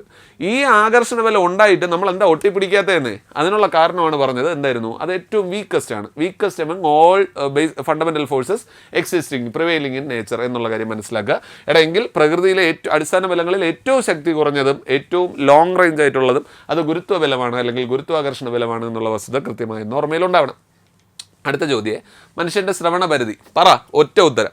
ഈ 2 hertz 20 kilo hertz, 20 hertz 2000 hertz, 2 hertz 200 kilo hertz, 20 hertz 20,000 hertz. എടാ ഒന്നുമില്ലടാ നോക്കാൻ. ഇത് നല്ല കൺഫ്യൂസിങ് ആയിട്ടുള്ള ഓപ്ഷൻസ് ആണ്. പക്ഷെ അത് മാത്രം, ആ ട്രാപ്പിൽ മാത്രം നിങ്ങൾ വീഴാതിരുന്നാൽ മതി. നിങ്ങൾക്കറിയാം അത് 20 ഹെഡ്സിനും 20,000 ഹെഡ്സിനും ഇടയിലാണ്. ഇതെങ്ങനെയും തരാം, 20 ഹെഡ്സിനും 20 കിലോ ഹെഡ്സ് എന്നും തരാം. അപ്പോൾ ഇത് രണ്ടും ശരിയായ ഫോർമേഷനാണ്. എന്ത് തന്നെയാലും 20 ഹെഡ്സിനും 20,000 ഹെഡ്സിനും ഇടയിലാണ്. ഓക്കെ, അടുത്ത ചോദ്യം, വാഹനങ്ങളിലും യന്ത്രങ്ങളിലുമുള്ള ബ്രേക്കുകളിൽ പ്രവർത്തിക്കുന്നത് ബ്രേക്ക് പ്രവർത്തിക്കുന്നത് എന്ത് മൂലമാണെന്ന്? സ്ഥിത ഘർഷണമാണ്. സ്ഥിത അല്ലെങ്കിൽ സ്റ്റാറ്റിക് ഫ്രിക്ഷൻ, നിരങ്ങൽ ഘർഷണം, ഉരുളൽ ഘർഷണം, അതോ ദ്രവ ഘർഷണം? ഒന്നുമില്ല. ബ്രേക്ക് എങ്ങനെ അപ്ലൈ ചെയ്യുന്നത് എന്നുള്ള കാര്യം നിങ്ങൾക്കറിയാമല്ലോ. ഒരു അല്ലെങ്കിൽ എന്തായിരുന്നു അറേഞ്ച്മെൻറ്റിൻ്റെ വീൽ അറേഞ്ച്മെൻറ്റിനകത്ത് അത് സ്ലൈഡ് ചെയ്താണ് എന്ത് ചെയ്യുന്നത്, അത് കുറയ്ക്കുന്നത് എന്നുള്ള കാര്യം നിങ്ങൾക്കറിയാം. എങ്കിൽ അവിടെ നിരങ്ങൽ ഘർഷണമാണ് എന്നുള്ളതാണ് അവിടുത്തെ ഉത്തരം. ഓക്കെ അല്ലേ? അപ്പോൾ ബ്രേക്കുകൾ പ്രവർത്തിക്കുന്നത് നിരങ്ങൽ ഘർഷണമാണ് എന്നുള്ള കാര്യം കൃത്യമായ ഓർമ്മയിലുണ്ടാവണം. അപ്പോൾ വാഹനങ്ങളിലെയും യന്ത്രങ്ങളിലുമുള്ള ബ്രേക്കുകൾ പ്രവർത്തിക്കുന്നത് നിരങ്ങൽ ഘർഷണം മൂലമാണ്. അയ്യോ, ചെറിയൊരു കറക്ഷൻ ഉണ്ട് ചോദ്യത്തിനകത്ത്. എന്താണെന്ന് നിങ്ങൾ നോക്കി പറഞ്ഞു തരുമോ? പോസ് ചെയ്തിട്ട് കറക്ഷൻ കണ്ടുപിടിച്ചതിന് ശേഷം കണ്ടുപിടിച്ചാൽ മതി, അല്ലെങ്കിൽ പറഞ്ഞു തന്നാൽ മതി. എന്തായാലും ഇതാണ് കറക്ഷൻ. അതെ, സംഗീതത്തിലെ സപ്തസ്വരങ്ങളായ സ, രി, ഗ, മ, പ, ദ, അവിടെയാണ് കറക്ഷൻ. എടാ നീ എന്നിവയിൽ ആവൃത്തി ഏറ്റവും കൂടിയ സ്വരമേത്? ഫ്രീക്വൻസി ആവൃത്തി ഏറ്റവും കൂടിയ സ്വരമേത്? സ, രി എന്നൊക്കെ പറഞ്ഞിട്ട് പാടി തുടങ്ങുമ്പോഴേ ഏറ്റവും കൂടുതൽ ഹൈ ഫ്രീക്വൻസിയിൽ, അതായത് തുളച്ച് കയറുന്ന ഇറിറ്റേറ്റ് ചെയ്യുന്ന സൗണ്ട് സ ആയിരിക്കുമോ? സ എന്ന് പാടുമ്പോഴത്തേക്ക് അല്ല. പക്ഷെ നീ ആണെങ്കിലോ, നിർത്ത് നീ എന്നിങ്ങനെ നമ്മൾ പറയേണ്ടി വരാറുണ്ട്. അതായത് നല്ല സംഗീതം അറിയാവുന്നവരാണെങ്കിൽ. ഇനി അങ്ങനെ ചിന്തിക്കരുത്, സംഗീതം അറിയാത്തവരാണെങ്കിൽ. പറഞ്ഞു വന്നത് വേറെ ഒന്നുമല്ല, ഹൈ ഫ്രീക്വൻസി ആണെങ്കിൽ തുളച്ച് കയറും, പെനിട്രേറ്റിംഗ് പവർ കൂടിയ ശബ്ദങ്ങളാണ്. എങ്കിൽ നീ ആണ് അവിടുത്തെ ഉത്തരം. ഓക്കെ അല്ലടാ, നീ സാരി ഗ മ പ ദ അങ്ങ് കയറിയല്ലേ പോണേ. അപ്പോൾ ആ നീ എന്ന് പറയുന്ന സൗണ്ടിനാണ് നമ്മളെ നല്ല രീതിയിൽ പെനിട്രേറ്റ് ചെയ്യാനുള്ള കഴിവുള്ളത്, അല്ലെങ്കിൽ അത്യാവശ്യം മോശമല്ലാത്ത തരത്തിൽ ഇറിറ്റേറ്റ് ചെയ്യാൻ കഴിവുള്ളത്. ക്ലിയർ ആണല്ലോ? അല്ലെങ്കിൽ ഹൈ പിച്ച് സൗണ്ട് ഏതാണെന്നാണ് അടുത്ത അല്ലെങ്കിൽ അനുബന്ധമായിട്ട് ചോദിക്കേണ്ടത്. എടാ സ്ഥായി അല്ലേ, പിച്ച് അല്ലെങ്കിൽ സ്ഥായി എന്ന് പറയുന്നത് ശബ്ദത്തിൻ്റെ ഒരു സവിശേഷതയാണ്. അതിനെ സ്വാധീനിക്കുന്ന ഘടകമാണ് ശബ്ദതരംഗത്തിൻ്റെ ആവൃത്തി. ആവൃത്തി കൂടിയ ശബ്ദങ്ങൾ നമ്മൾ വിളിക്കുന്ന പേരായിരുന്നു എന്ത്? ഉച്ചസ്ഥായി ശബ്ദങ്ങൾ. ഉച്ചസ്ഥായി ശബ്ദത്തിന് ഉദാഹരണമാണ് എന്തൊക്കെ? സ്ത്രീ ശബ്ദവും ചീവീടിൻ്റെ നാദവും കുയിലിൻ്റെ നാദവും ഒക്കെ ഉച്ചസ്ഥായി ശബ്ദങ്ങൾക്ക് ഉദാഹരണമാണ് എന്നുള്ള കാര്യം കൃത്യമായി ഓർമ്മയിലുണ്ടാവണം. ഓക്കെ, അടുത്ത ചോദ്യം, വജ്രത്തിൻ്റെ പ്രാധാന്യം അതിൻ്റെ തിളക്കത്തിലാണ്. എന്താണ് തിളക്കത്തിന് കാരണം? ഏത് ഫിനോമിനാണ്? Optical phenomenon related to the brilliance of diamond. വജ്രത്തിൻ്റെ തിളക്കത്തിന് കാരണമായ പ്രകാശ പ്രതിഭാസം. ഓപ്ഷൻ വായിക്കേണ്ട ആവശ്യമുണ്ടോ? നോക്കാം. എന്തായാലും പൂർണ്ണാന്തര പ്രതിപതനം, അപവർത്തനം, പ്രകാശ വിസരണം, പ്രകീർണനം. ഒന്നുമല്ല, നിങ്ങൾക്കറിയാം അതാരാണ്? പൂർണ്ണാന്തര പ്രതിപതനം. എടാ വജ്രത്തിൻ്റെ തിളക്കം, ഒപ്റ്റിക്കൽ ഫൈബർ കേബിളുകളുടെ പ്രവർത്തന തത്വം, എൻഡോസ്കോപ്പി. ഒപ്റ്റിക്കൽ ഫൈബർ ഉപയോഗിക്കുന്നതാണ് എൻഡോസ്കോപ്പിയിൽ. അപ്പോൾ എൻഡോസ്കോപ്പിനുള്ളിൽ ഉപയോഗിക്കുന്ന പ്രകാശ പ്രതിഭാസം. ഇനി റിഫ്ലക്ടറുകളുടെ പ്രവർത്തന തത്വം, നമ്മുടെ മറ്റേ ബൈസൈക്കിൾ റിഫ്ലക്ടറൊക്കെ ഉണ്ടല്ലോ, റിഫ്ലക്ടറുകളുടെ പ്രവർത്തന തത്വം. പെരിസ്കോപ്പിൻ്റെ പ്രവർത്തന തത്വം അല്ലെങ്കിൽ പ്രവർത്തനത്തിന് ആധാരമായ പ്രകാശ പ്രതിഭാസം. ഇനി അക്വേറിയത്തിൻ്റെ അടിത്തട്ട് ജലോപരിതലത്തിൽ പ്രതിപദിക്കാൻ കാരണം. അക്വേറിയത്തിൻ്റെ താഴെ കാണുന്ന സാധനങ്ങളെല്ലാം അതിൻ്റെ മുകളിൽ നിങ്ങൾക്ക് കാണാൻ കഴിയുമെങ്കിൽ അതിൻ്റെ കാരണവും പൂർണ്ണാന്തര പ്രതിപതനം തന്നെയാണ്. മരുഭൂമിയിലെ മരീചികയ്ക്ക് കാരണവും പൂർണ്ണാന്തര പ്രതിപതനം തന്നെയാണ്. ഒന്നുകൂടെ പോവാം. വജ്രത്തിൻ്റെ തിളക്കം, bicycle reflector, optical fibre, endoscopy, മരുഭൂമിയിലെ മരീചിക, പെരിസ്കോപ്പിൻ്റെ പ്രവർത്തനം, അക്വേറിയത്തിൻ്റെ അടിത്തട്ട് ജലോപരിതലത്തിൽ പ്രതിപദിക്കാൻ കാരണം. ഇത്രയും കാരണമായിട്ടുള്ള പ്രകാശ പ്രതിഭാസം എന്ന് പറയുന്നത് എന്താണ്ടാ? പൂർണ്ണാന്തര പ്രതിപതനമാണ് എന്നുള്ള കാര്യം കൃത്യമായി ഓർമ്മയിലുണ്ടാവും. ക്ലിയർ ആണ്, അതിൽ വേറെ കൂടുതൽ അഡീഷൻ്റെ കാര്യമില്ല. കൂടുതൽ ഡീറ്റെയിലോട്ട് പോകാൻ വേണ്ടിയിട്ട് നമ്മുടെ സെഷൻ്റെ ഉദ്ദേശം ഇല്ലാതാവും. ഓക്കെ, എനിവേ ഇത് കഴിഞ്ഞു. ഇത് വീണ്ടും ഇത് നിങ്ങൾ പറയും, ഉറപ്പായിട്ട് നിങ്ങളായിരിക്കും പറയുക. 212 ഡിഗ്രി ഫാരൻഹീറ്റ് കെൽവിൻ സ്കെയിലിൽ എത്രയായിരിക്കും എന്നുള്ളതാണ്. ഡയറക്റ്റായിട്ട് നമ്മൾ മറ്റേ 3 വീതം എഴുതിയതാണ്. നിങ്ങൾ തന്നെ കണ്ടല്ലോ അല്ലേ, ഇതെല്ലാം PSC ക്വസ്റ്റ്യൻസ് ആണ്. എത്ര തവണയായി എന്നുള്ള കാര്യം നിങ്ങളൊന്ന് നോക്ക്. അപ്പോൾ 212 ഡിഗ്രി ഫാരൻഹീറ്റ് എന്ന് പറയുന്നത് എത്രയായിരുന്നടാ? 100 ഡിഗ്രി സെൽഷ്യസ് ആണെന്ന് ഓർമ്മയുണ്ടോ? 100 ഡിഗ്രി സെൽഷ്യസിനല്ലേ 212 ഡിഗ്രി ഫാരൻഹീറ്റ് എന്ന് വിളിച്ചത്. 100 സെൽഷ്യസ് എന്ന് പറയുന്നത് എത്ര കെൽവിനായിരുന്നു? 373 കെൽവിനാണ്. അതിലും കൂടുതൽ ഞാൻ ചർച്ച ചെയ്യേണ്ട ആവശ്യമില്ലെന്നാണ് എൻ്റെ ചിന്ത. എന്തായാലും 373 കെൽവിനാണ് ഇവിടുത്തെ ഉത്തരമായി വരേണ്ടത്. ഓക്കെ അല്ലേ? ക്ലിയർ ആണല്ലോ? നൗ 10 കിലോഗ്രാം മാസുള്ള ഒരു വസ്തുവിനെ നിരപ്പായ തറയിലൂടെ 10 മീറ്റർ നീക്കുന്നു. 10 മീറ്റർ മാസുള്ള ഒരു വസ്തുവിനെ നിരപ്പായ തറയിലൂടെ 10 മീറ്റർ നീക്കിയതായി ഇവിടെ കൊണ്ടുവച്ചിരിക്കുകയാണ് തള്ളിയുന്തി. ഓക്കെ അല്ലേ? നൗ എങ്കിൽ ഗുരുത്വാകർഷണ ബലത്തിനെതിരായി, ഗുരുത്വാകർഷണം താഴേക്ക് അല്ലേ, നിർബന്ധമായിട്ടും ഗുരുത്വാകർഷണം താഴേക്കാണ്, എതിരായി ചെയ്യുന്ന പ്രവൃത്തിയുടെ അളവ് എത്രയായിരിക്കും? കഴിഞ്ഞ ക്ലാസ്സിൽ നമ്മൾ സംസാരിച്ചിരുന്നു W = FS cos തീറ്റ. തീറ്റയുടെ മൂല്യം ഇവിടെ എത്ര തന്നെ? 90 ആണ്. 90 ആയാൽ കഴിഞ്ഞ ക്ലാസ്സിൽ നമ്മളത് പറഞ്ഞിരുന്നു, അത് 0 പ്രവൃത്തിയാണ്. ഓക്കെ അല്ലടാ? 90 ആണെങ്കിൽ അത് 0 പ്രവൃത്തി. 90-നേക്കാൾ കുറവായിരുന്നുവെങ്കിൽ അത് പോസിറ്റീവ്. അതായത് നമ്മൾ ഇങ്ങനെ വലിച്ചുകൊണ്ട് വരുന്നു, നമ്മളോടൊപ്പം തന്നെ വസ്തുവും വരുന്നുവെങ്കിൽ പോസിറ്റീവ് പ്രവൃത്തി. നമ്മൾ ഇങ്ങോട്ട് വലിക്കുന്നു പക്ഷെ വസ്തു അങ്ങോട്ട് പോകുന്നു എങ്കിൽ അത് നെഗറ്റീവ് പ്രവൃത്തി. ഇനി എന്തില്ല എങ്കിൽ സ്ഥാനാന്തരമില്ല, അതുമല്ലെങ്കിൽ 90 ഡിഗ്രിയിലാണ് മറ്റേ ഭാരമേന്തി നടക്കുന്ന വ്യക്തി ചെയ്യുന്ന പ്രവൃത്തി. അതേ സിമിലർ ആയിട്ടുള്ളൊരു സന്ദർഭമാണ് ഈ പറഞ്ഞ സംഗതി. അപ്പോൾ വലിച്ചു നിരക്കുന്ന ഒരു വസ്തുവിന്മേൽ ഗുരുത്വാകർഷണ ബലം ചെയ്യുന്ന പ്രവൃത്തി എന്ന് പറയുന്നത് 0 ആണ്. വൈ? ബിക്കോസ് കോണളവ് 90 ഡിഗ്രിയാണ്. ഓക്കെ, അടുത്ത ചോദ്യം. ഹൈഡ്രജനും ഓക്സിജനും ഉപയോഗിച്ച് വൈദ്യുതോർജ്ജം ഉൽപ്പാദിപ്പിക്കുന്നതിനുള്ള സംവിധാനം അറിയപ്പെടുന്നവരാണ് hydrogen oxygen fuel cells. Okay അല്ലേ? എന്തായിരുന്നു? Fuel cell. Hydrogen oxygen fuel cell. Okay അല്ലടാ? അപ്പോൾ ഹൈഡ്രജനും ഓക്സിജനും ഉപയോഗിച്ചിട്ട് നമ്മൾ ഈ പറഞ്ഞ വൈദ്യുതി ഉൽപ്പാദിപ്പിക്കുന്ന ക്രമീകരണങ്ങൾ, അറേഞ്ച്മെൻറ്റുകൾ നമ്മൾ വിളിച്ച പേരായിരുന്നു ഫ്യൂൽ സെൽ എന്ന് പറയുന്ന സംഗതി. നൗ അടുത്ത ചോദ്യമാണ്, ഒരു വസ്തുവിൽ അടങ്ങിയിരിക്കുന്ന ദ്രവ്യത്തിൻ്റെ അളവ് അളക്കാൻ ഉപയോഗിക്കുന്ന SI യൂണിറ്റ്. ദ്രവ്യത്തിൻ്റെ അളവാണ് എന്നറിയാമെങ്കിലേ എന്ത് പറ്റുള്ളൂ? SI യൂണിറ്റ് പറയാൻ വേണ്ടിയിട്ട് പറ്റുള്ളൂ. ഒരു വസ്തുവിൽ അടങ്ങിയിരിക്കുന്ന ദ്രവ്യത്തിൻ്റെ അളവാണ് വസ്തുവിൻ്റെ മാസിൻ്റെ SI യൂണിറ്റ് പറ. കിലോഗ്രാം. മാസിൻ്റെ SI യൂണിറ്റ് കിലോഗ്രാം ആണ്. മാസ് അളക്കാൻ ഉപയോഗിക്കുന്ന ത്രാസാണ് സാധാരണ ത്രാസ് അല്ലേ? മാസ് അളക്കാൻ ഉപയോഗിക്കുന്ന ത്രാസായിരുന്നു സാധാരണ ത്രാസ്. എങ്കിൽ കിലോഗ്രാം എന്നുള്ളതാണ് ഇവിടുത്തെ ഉത്തരം. ഓക്കെ അല്ലടാ? ഒരു വസ്തുവിൽ അടങ്ങിയിരിക്കുന്ന ദ്രവ്യത്തിൻ്റെ അളവാണ് ഒരു വസ്തുവിൻ്റെ മാസ് എന്നുള്ളത്. എങ്കിൽ മാസിൻ്റെ SI യൂണിറ്റ് എന്താണെന്നുള്ളതാണ് ഇൻഡയറക്ട്ലി ചോദ്യം ചോദിച്ചിരിക്കുന്നത്. അത് കിലോഗ്രാം ആണ് എന്നുള്ള കാര്യം നിങ്ങൾക്ക് കൃത്യമായി അറിയാം. നൗ ബലത്തിൻ്റെ യൂണിറ്റ് ഏതാണ്? അയ്യയ്യേ അല്ലേ? ബലത്തിൻ്റെ യൂണിറ്റ് പറഞ്ഞു കൊടുക്കുക അങ്ങോട്ട്. ന്യൂട്ടൺ. ബലത്തിൻ്റെ SI യൂണിറ്റ് എന്തായിരുന്നു? ന്യൂട്ടൺ ആണ്. ഓക്കെ അല്ലടാ? മറ്റൊരു യൂണിറ്റ് പറഞ്ഞിരുന്നല്ലോ, വെയിറ്റിൻ്റെതോ അല്ലെങ്കിൽ ബലത്തിൻ്റെതോ കിലോഗ്രാം വെയിറ്റ് ആണ്. വെയിറ്റിൻ്റെ SI യൂണിറ്റ് എന്ന് പറയുന്നത് കിലോഗ്രാം വെയിറ്റ് ആണ് എന്നുള്ള കാര്യം കൊണ്ട് ഓർമ്മയിലുണ്ടാവണം. ഓക്കെ അല്ലടാ? അപ്പോൾ ബലത്തിൻ്റെ SI യൂണിറ്റ് എന്ന് പറയുന്നത് ന്യൂട്ടൺ ആണ്.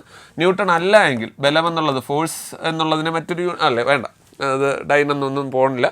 എനിവേ ബലത്തിൻ്റെ SI യൂണിറ്റ് എന്താണ്? ന്യൂട്ടൺ ആണ് എന്നുള്ള കാര്യം കൃത്യമായി ഒന്ന് ഓർമ്മയിലുണ്ടാവണം. ബലത്തിൻ്റെ SI യൂണിറ്റ് ന്യൂട്ടൺ ആണ്.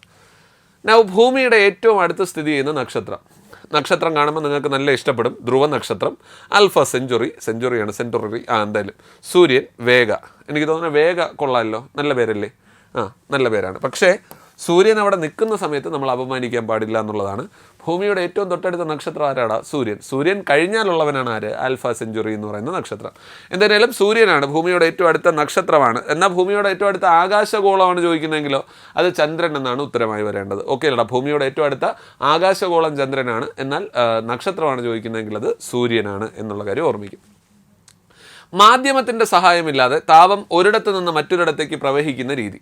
3 രീതിയിലുള്ള താപപ്രേഷണം ഓപ്ഷൻ്റെ അകത്തുണ്ടോ? ഉണ്ട്. ചാലനം, സംവഹനം, വികിരണം, പിന്നെ അപവർത്തനം നല്ല ഓപ്ഷനായിരുന്നു അല്ലേ? അപ്പോൾ അതെന്ത് തന്നെയാലും നമുക്ക് എലിമിനേറ്റ് ചെയ്യാം. ഇനി നമുക്കറിയാം ചാലനത്തിനകത്ത് തന്മാത്രകളുടെ ചലനം ഇല്ല. അതാണോ ചോദിച്ചിരിക്കുന്നത്? മാധ്യമത്തിൻ്റെ ആവശ്യമില്ല എങ്കിൽ ചാലനമല്ല. സംവഹനമാണെങ്കിലും ദ്രാവകങ്ങളിലും വാതകങ്ങളിലും നടക്കുന്ന താപപ്രേഷണ രീതിയാണെന്ന് നമ്മൾ ലാസ്റ്റ് ക്ലാസ്സിലും പറഞ്ഞു. എങ്കിൽ അത് വികിരണമാണ്. കത്തുന്ന ബൾബിന് ചുവട്ടിൽ നിന്നാൽ താപം അനുഭവപ്പെടാൻ കാരണമായ താപപ്രേഷണ രീതിയാണ് വികിരണം. എങ്കിൽ മാധ്യമത്തിൻ്റെ സഹായമില്ലാതെ നടക്കുന്ന താപപ്രേഷണ രീതിയാണെന്ത്? വികിരണം എന്നുള്ള കാര്യം. ഓക്കെ അല്ലേ? കൃത്യമായ ഓർമ്മയിലുണ്ടാവണേ. അടുത്തത്, താഴെ കൊടുത്തിരിക്കുന്ന ചലനങ്ങളിൽ ദോലന ചലനം അല്ലാത്തതേത്? എന്താ ദോലനം? നിശ്ചിത ബിന്ദുവിനെ ആധാരമാക്കി ഒരു വസ്തുവിൻ്റെ മുന്നോട്ടും പിന്നോട്ടുമുള്ള ചലനം അറിയപ്പെടുന്നവരായിരുന്നു ദോലനം അല്ലേ? ഒരു ബിന്ദുവിനെ ആധാരമാക്കിയുള്ള ഒരു വസ്തുവിൻ്റെ മുന്നോട്ടും പിന്നോട്ടുമുള്ള ചലനമാണ് ദോലനം. എങ്കിൽ ഇവിടെ നോക്ക്, ക്ലോക്കിലെ പെൻഡുലത്തിൻ്റെ ചലനം ദോലനമല്ലേ? ദോലനമാണ്. ഊഞ്ഞാലിൻ്റെ ചലനം ദോലനമല്ലേ? ഒരു ബിന്ദുവിനെ ആധാരമാക്കിയുള്ള മുന്നോട്ടും പിന്നോട്ടുമുള്ള ചലനമല്ലേ? ഇത് എനിക്ക് തോന്നുന്നത് നിങ്ങളൊരു പോയിന്റ് വരെ ഓപ്ഷൻ വെച്ചിട്ട് നിങ്ങൾക്ക് പ്രെഡിക്റ്റ് ചെയ്യാൻ പറ്റുന്ന ഒരു ഉത്തരമാണ് ഈ സാധനം. എന്നാലും നോക്കാം. വലിച്ചു കെട്ടിയ റബ്ബർ ബാൻഡിൽ വിരൽ കൊണ്ട് തട്ടുമ്പോൾ ഉണ്ടാകുന്ന ചലനം കമ്പനങ്ങളാണ് അല്ലേ? കമ്പനങ്ങളാണ്, വൈബ്രേഷനാണ്. വേഗതയാർന്ന ദോലനങ്ങളാണ് കമ്പനവും.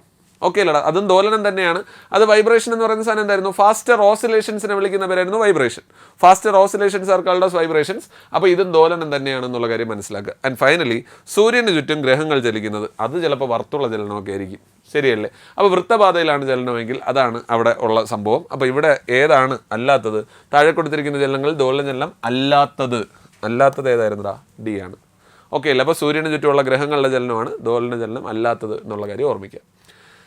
നൗ, ദർപ്പണത്തിൽ പതിക്കുന്ന രശ്മിയുടെ പതനകോൺ 60 ഡിഗ്രി ആണെങ്കിൽ പ്രതിപതന കോൺ എത്രയാണ്? ദർപ്പണത്തിൽ ഏത് ദർപ്പണം ആയിക്കോട്ടെ, ആ ദർപ്പണത്തിലേക്ക് പതിക്കുന്ന കോണെന്ന് പറയുന്നത് എത്രയായിരുന്നടാ? പതിക്കുന്ന രശ്മിയുടെ പതനകോൺ എന്ന് പറയുന്നത് 60 ഡിഗ്രിയാണ്. എങ്കിൽ പ്രതിപതന കോണും എത്ര തന്നെയായിരിക്കും? 60 ഡിഗ്രി തന്നെയായിരിക്കും. ഓക്കെ അല്ലേ? എങ്കിൽ അതിൻ്റെ ഉത്തരം, കാരണം പതനകോണും പ്രതിപതന കോണും തുല്യമാണ്. ഏത് ദർപ്പണമാണെങ്കിലും ഇത് സാധ്യവുമാണ്. പതനകോണും പ്രതിപതന കോണും തുല്യമായതിനാൽ. Off to the next question. മഴത്തുള്ളികളുടെ ഗോളാകൃതിക്ക് കാരണമായ ബലം. ദാറ്റ്സ് നൺ അതർ ദാൻ, എടാ ഇപ്പം മഴത്തുള്ളിക്ക് വേണമെങ്കിൽ ഇങ്ങനെ ഇരിക്കാം, കുഴപ്പമൊന്നുമില്ല. പക്ഷേ ഈ ആകൃതിയേക്കാൾ പ്രതല വിസ്തീർണം, പ്രതല പരപ്പളവ് ഏറ്റവും കുറവ്, ഇതെല്ലാം കൂടെ ചേർന്ന് വന്നു കഴിഞ്ഞാൽ അത് എന്ത് ആകൃതിയാവും? ഒരു ഗോളത്തിൻ്റെ ആകൃതിയാവും. പ്രതല വിസ്തീർണം കുറയ്ക്കാൻ വേണ്ടിയിട്ടാണ് പ്രതല ബലം എപ്പോഴും ശ്രമിക്കുന്നത്. എങ്ങനെയെങ്കിലും ചുരുങ്ങിയിരിക്കാൻ വേണ്ടിയിട്ടാണ് അവന്മാരുടെ ശ്രമം. അങ്ങനെ ചുരുങ്ങാൻ വേണ്ടിയിട്ട് മാക്സിമം ബലം എല്ലാ സൈഡിൽ നിന്നും വലിച്ചു പിടിച്ച് ചേർത്ത് വെച്ചിരിക്കുകയാണെങ്കിൽ അത്തരത്തിലുള്ള ബലങ്ങളെ നമ്മൾ വിളിക്കുന്നവരായിരുന്നു എന്ത്? പ്രതല ബലം. പ്രതല ബലത്തിന് ഏറ്റവും പ്രധാനപ്പെട്ട പ്രത്യേകത പ്രതല വിസ്തീർണം കുറയ്ക്കാനായിരിക്കും അവ ശ്രമിക്കുക. Surface tension always try to reduce the surface area. Surface area കുറയ്ക്കാനായിരിക്കും അവ ശ്രമിക്കുക. Surface area is minimum in the case of spherical shape. Surface area അല്ലെങ്കിൽ പ്രതല വിസ്തീർണം ഏറ്റവും കുറഞ്ഞ ആകൃതിയാണ് എന്ത്? ഗോളാകൃതി. അങ്ങനെയാണെങ്കിൽ മഴത്തുള്ളിയുടെ ഗോളാകൃതിക്ക് കാരണം എന്ത് ബലമാണ്? പ്രതല ബലമാണ് എന്നുള്ള കാര്യം മനസ്സിലാക്കുക. എന്നാൽ പ്രതല ബലത്തിന് കാരണമായ ബലോ? തിരിച്ചൊരു ചോദ്യം. പ്രതല ബലത്തിന് കാരണമായ ബലം അത് ഒരേ തരത്തിലുള്ള തന്മാത്രകൾക്കിടയിലെ ആകർഷണ ബലമാണ്. അതറിയപ്പെടുന്ന പേര് കൊഹിഷൻ ബലം എന്നാണ്. ഓക്കെ അല്ലടാ? കൊഹിഷൻ, അതായത് ഒരേ തരത്തിലുള്ള തന്മാത്രകൾക്കിടയിലുള്ള ആകർഷണ ബലം കാരണമാണ് പ്രതല ബലം ഉണ്ടാവുന്നത്. അപ്പോൾ കൊഹിഷൻ ബലമാണ് അതിന് കാരണം എന്നുള്ള കാര്യം മനസ്സിലാക്കുക. അടുത്ത ചോദ്യം. ശബ്ദം ഏറ്റവും വേഗതയിൽ സഞ്ചരിക്കുന്നത് ശൂന്യതയിലാണോ എന്നുള്ളതാണ് ചോദ്യം. ഓക്കെ, ശബ്ദം ഏറ്റവും വേഗതയിൽ സഞ്ചരിക്കുന്നത് ഏത് മാധ്യമത്തിലൂടെയാണ് എന്നുള്ളതാണ് ചോദ്യം. ലാസ്റ്റ് ക്ലാസ്സിൽ കമ്പയർ ചെയ്ത് പറഞ്ഞ സാധനം അത് പ്രകാശവും ശബ്ദവും വെച്ചിട്ട് കമ്പയർ ചെയ്ത് പറഞ്ഞ സാധനം. പ്രകാശം ഏറ്റവും വേഗതയിൽ സഞ്ചരിക്കുന്നത് ശൂന്യതയിലാണെന്ന് പറഞ്ഞു. എങ്കിൽ ശബ്ദം ഏറ്റവും വേഗതയിൽ സഞ്ചരിക്കുന്നത് ഖരമാധ്യമങ്ങളിലാണ്. അപ്പോൾ ഖരമാധ്യമങ്ങളിലാണ് ശബ്ദവേഗത ഏറ്റവും കൂടുതൽ. അപ്പോൾ ഒന്നുകൂടെ, ശബ്ദം ഏറ്റവും വേഗതയിൽ സഞ്ചരിക്കുന്നത് ഒരിക്കലും ശൂന്യതയിലൂടെ സഞ്ചരിക്കാൻ അവന് കഴിവില്ല. വെള്ളത്തിലൂടെ ഓഫ്കോഴ്സ് സഞ്ചരിക്കും, പക്ഷേ വായുവിനേക്കാൾ വേഗത കൂടുതലായിരിക്കും ജലത്തിൽ. എന്നാൽ അതിനേക്കാൾ വേഗത കൂടുതൽ എവിടെയാടാ? ഖരവസ്തുക്കളിലാണ് എന്നുള്ള വസ്തുതയാണ് മനസ്സിലാക്കാൻ. ഞാൻ ഒരിത്തിരി റാൻഡമായിട്ടാണ് പറഞ്ഞു പോയത് എന്ന് തന്നെയാണ് ഞാൻ പ്രതീക്ഷിക്കുന്നത്. അതിൻ്റെ കാരണം ഞാൻ വേറെ ഒന്നുമല്ല, ഞാൻ പറഞ്ഞല്ലോ, നിങ്ങളുടെ സമയം കളയുക എന്നുള്ളതല്ല ഉദ്ദേശം. കിട്ടുന്ന സമയത്ത് എങ്ങനെ ഫ്രൂട്ട്ഫുള്ളായിട്ട് ഉപയോഗിക്കാം എന്നുള്ളത് തന്നെയാണ് ഈ സെഷൻ കൊണ്ട് ഉദ്ദേശിക്കുന്നത്. അപ്പോൾ ഞാൻ പറഞ്ഞല്ലോ, നിങ്ങളുടെ എന്തെങ്കിലും ഒരു ആക്ടിവിറ്റിയുടെ ഭാഗമായി നിൽക്കുന്ന സമയത്ത് ഇത് എന്ത് ചെയ്യുക? ജസ്റ്റ് ഒന്ന് കേട്ടങ്ങ് കളയുക അല്ല, എല്ലാം ഗെയിൻ ചെയ്ത് വയ്ക്കുക. അതിനകത്ത് കിട്ടുന്ന സാധനങ്ങൾ മാത്രം, അല്ലെങ്കിൽ ഡൗട്ടുള്ള സാധനങ്ങൾ മാത്രം പോയിന്റ് ഔട്ട് ചെയ്ത് എന്ത് ചെയ്യുക? നോട്ട് ചെയ്ത് തന്നെ പോവുക. വീണ്ടും നിങ്ങളുടെ വിലയേറിയ നിർദ്ദേശങ്ങളും അഭിപ്രായങ്ങളും ക്ഷണിക്കുന്നു. കഴിഞ്ഞ ക്ലാസ്സിനകത്തുള്ള ഈ പറഞ്ഞ ഫീഡ്ബാക്കിൻ്റെ അടിസ്ഥാനത്തിലാണ് ഇന്നത്തെ ക്ലാസ് സെറ്റ് ചെയ്തിട്ടുള്ളത്. അതിനനുസരിച്ച് നമുക്ക് ഇമ്പ്രൂവ് ചെയ്യാനും ആഡ് ചെയ്യാനും ഒക്കെയും കഴിയും. അപ്പോൾ അത് മറ്റ് വിഷയങ്ങളുടെ അകത്തും ആവശ്യമാണെങ്കിൽ എന്ത് ചെയ്യുക? നിർബന്ധമായിട്ട് നിങ്ങൾ കമൻറ്റ് ചെയ്യുക. സോ തൽക്കാലത്തേക്ക് വിടാം. Hope we will meet again. Until then, thank you and Tata.